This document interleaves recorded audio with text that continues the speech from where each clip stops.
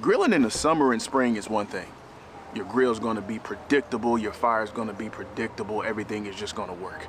Now, you can take that same approach, go into the cold weather months, go into December, the winter time, and get a whole different result. And that's not because you did something wrong. It's because the winter time and grilling in cold weather just presents some unique challenges that we need to be mindful of. So in today's video, let's talk about what some of those challenges are and what you need to do to adjust and get the most out of every grilling session. If that sounds good to you, then let's dive in.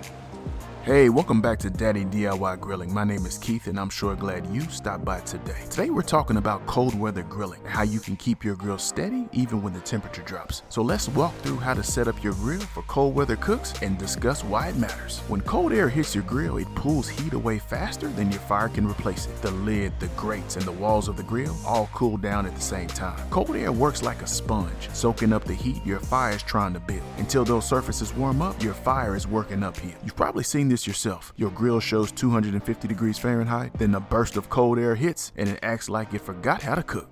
We've also got to keep in mind that our coals burn differently in the winter. The top layer loses heat quickly and the wind can strip heat off the fire even when the coals look strong. It may feel like something's wrong with the charcoal, but the cold weather is taking heat faster than your fire can generate it. So if your coals look strong, but your temperature still won't hold steady, it's not you, it's the weather working against you. The fundamentals of fire management don't change in winter. If your setup already had a weak spot though, winter is when it finally shows itself. You still need a steady fuel source, controlled airflow, and a stable fire structure. Cold weather just simply exposes the parts of your setup that were already loose.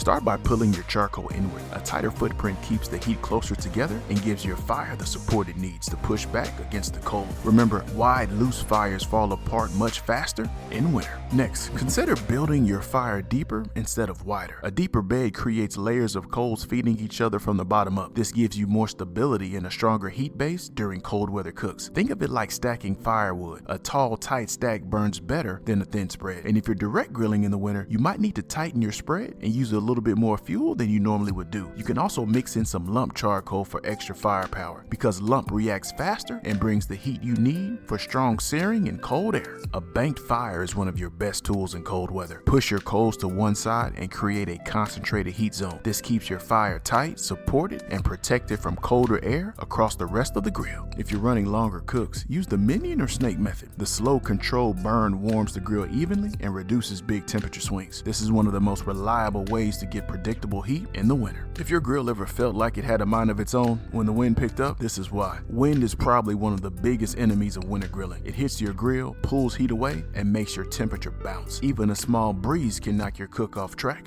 if you don't manage it. And when we talk about managing wind on a charcoal grill, the first place we look is typically the intake vent. Wind blowing straight into the intake vent can push extra oxygen into the fire and make it run hotter. But the vent most people overlook in cold weather is the exhaust.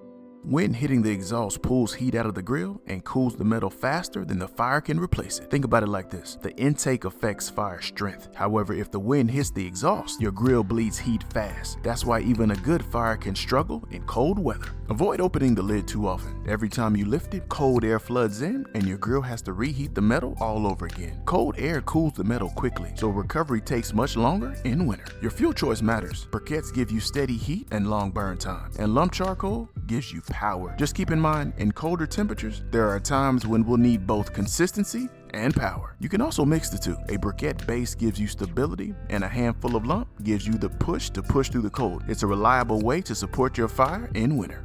There's nothing wrong with reusing charcoal. We all do it. But in the winter, start with a fresh batch because that cold metal steals more heat from weak coals than the strong ones. You can always add your used charcoal later in the cook if you need a boost. But begin with fresh, full-strength fuel so your fire gets ahead of the cold. Winter isn't the time for tired and weak charcoal. Start with the clean batch, then drop in your used pieces later if you need them. Once your fire is built, let your grill settle. Give it time to level out and warm the metal evenly before adding your food. This is how you get smooth, predictable results in the winter.